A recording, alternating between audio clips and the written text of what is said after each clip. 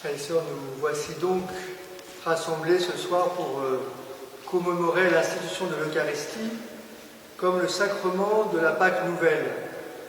La Pâque, c'est d'abord une fête juive, le peuple juif qui se rappelle que Dieu l'a libéré de l'esclavage d'Égypte, et Jésus qui, durant ce repas pascal juif, fait ces deux gestes nouveaux de prendre du pain et du vin en disant « Ceci est mon corps livré pour vous, ceci est mon sang versé pour vous », et de montrer que sa mort et sa résurrection va être la vraie libération dont l'humanité a besoin, la libération non pas d'un ennemi extérieur, comme l'étaient les Égyptiens, mais d'un ennemi intérieur qui est le péché, le mal, la vie sans Dieu, et que cette offrande d'amour vient apporter cette libération.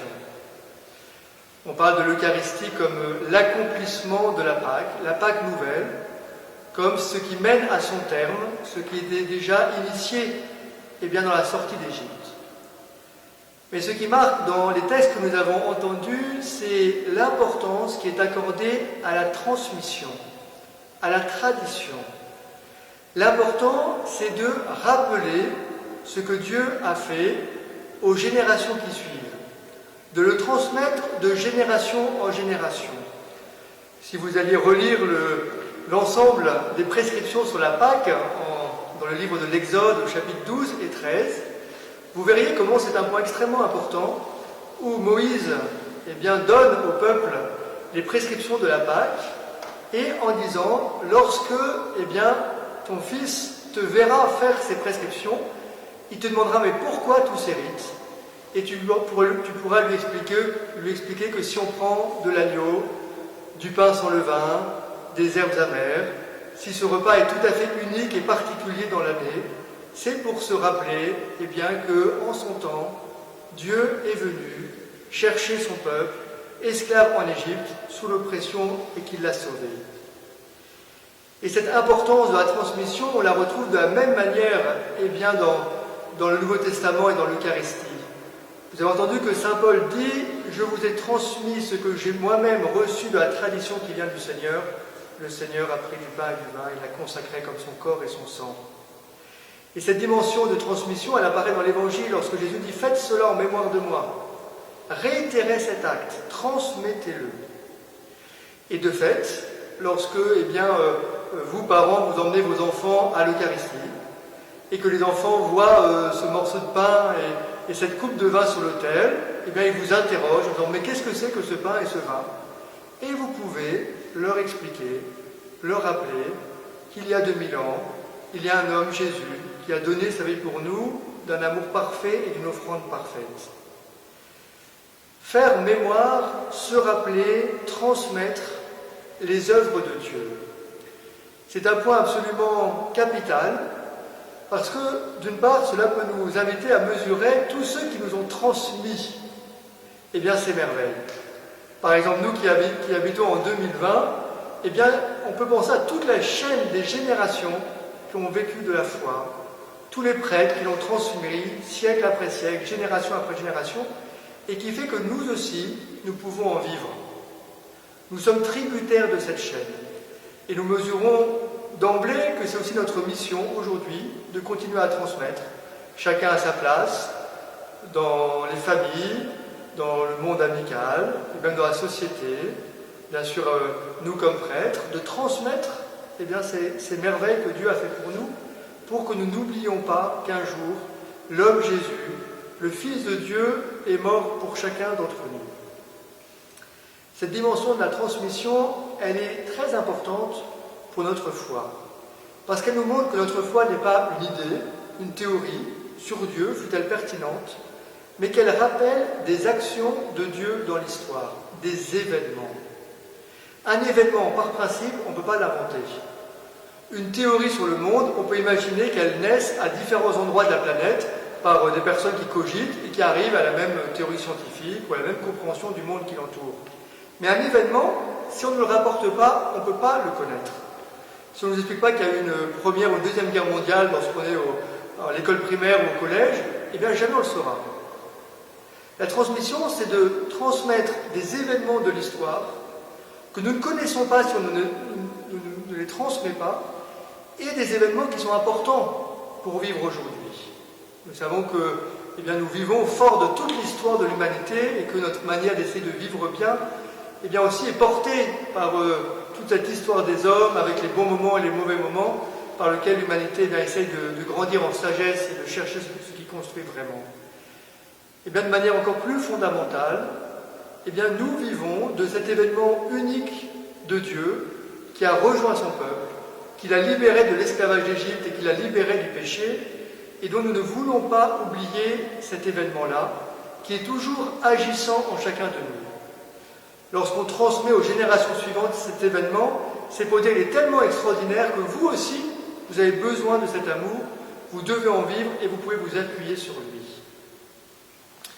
C'est très impressionnant lorsqu'on ouvre sa Bible de voir que la prescription de la Pâque, elle est recommandée avec beaucoup de force. On dit même dans l'Ancien Testament que celui qui n'obéirait pas aux prescriptions de la Pâque en Israël sera retranché du peuple. Ça paraît fou que l'on doive mourir si on n'obéit pas à la Pâque. Et Jésus, lorsqu'il dit « faites cela en mémoire de moi », invite de manière extrêmement forte à ce que ses apôtres fassent aussi ce geste-là. Pourquoi ? Parce que c'est une manière de nous dire que pour vivre, et pour vivre vraiment, nous avons besoin d'être enracinés dans la grâce de Dieu. La libération d'Égypte, c'est de dire par nous-mêmes, nous n'accédons pas à la liberté. Il faut que Dieu nous libère de l'esclavage pour nous rendre libres. Il faut que Dieu nous libère du péché pour faire de nous des enfants de Dieu et pour que nous vivions vraiment en tant qu'êtres humains libres et heureux. Nous ne sommes jamais les premiers. Nous avons tous besoin pour vivre d'un amour et d'un amour parfait qui est celui de Dieu. Nous ne pouvons grandir et vivre que enracinés dans la grâce de Dieu. Cette grâce, elle est première. Dieu m'a libéré, Dieu m'a aimé, Dieu m'a pardonné. Dans cet amour, je peux vivre. Et si c'est si essentiel de rappeler les merveilles de Dieu et de les transmettre, c'est que sinon, effectivement, l'humanité meurt si elle n'est pas enracinée dans cet amour de Dieu qu'elle n'a pas mérité, qu'elle n'a pas choisi, qui la précède infiniment et qui est au cœur même ensuite de sa vie et de tous ses combats. Nous sommes ceux qui devons recevoir un amour pour vivre et rappeler l'amour parfait de Dieu dans l'Eucharistie, dans la nouvelle Pâque, signe de l'amour de Dieu livré sur la croix. C'est une manière de nous enraciner dans cet amour.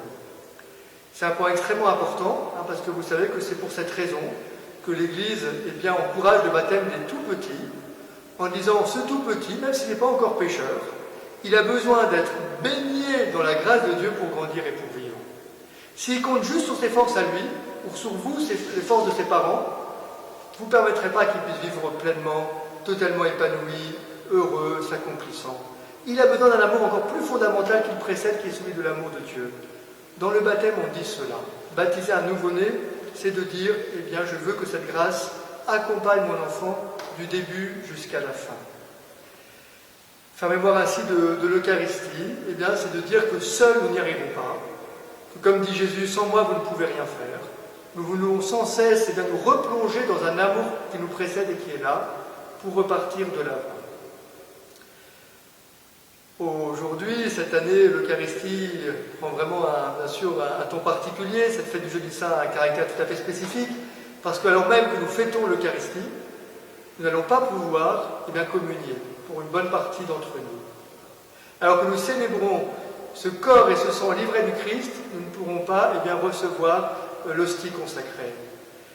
Peut-être, frères et sœurs, que dans cette ascèse, bien sûr qui n'est ni voulu ni choisi, on serait tellement heureux d'être tous rassemblés, peut-être qu'on peut mesurer l'importance de l'Eucharistie dans nos vies. Et on sait que c'est un combat, chaque dimanche, que de décider de venir à la messe. Il y a tellement d'autres choses à faire, plus utiles, plus efficaces, plus pertinentes peut-être. Et il y a un combat de décider de venir à l'Eucharistie, d'aller se ressourcer dans cet amour. Peut-être que justement d'être privé d'Eucharistie en ce Jeudi Saint, nous pouvons mesurer à quel point cette Eucharistie est importante, que nous pouvons réellement nous appuyer sur cet amour qui est là, et puis peut-être que nous pouvons avoir une conscience plus spécifique et aiguë de notre mission de transmission. Nous devons transmettre cet amour de Dieu. Si on ne dit pas à nos enfants si on ne dit pas à nos neveux et à nos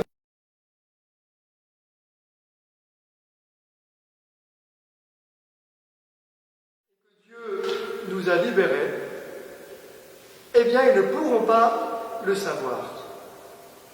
Nous avons donc besoin de le transmettre pour pouvoir être réellement témoins de cet amour livré dans notre monde. Voilà ce qu'on va demander dans cette Eucharistie, que nous puissions grandir dans un amour toujours plus grand de l'Eucharistie et que nous puissions avoir à cœur de transmettre ces merveilles de Dieu à nos enfants, aux générations qui suivent, à nos petits-enfants, et que ainsi nous continuons cette chaîne de faire connaître, de transmettre l'amour du Christ livré au monde. Amen.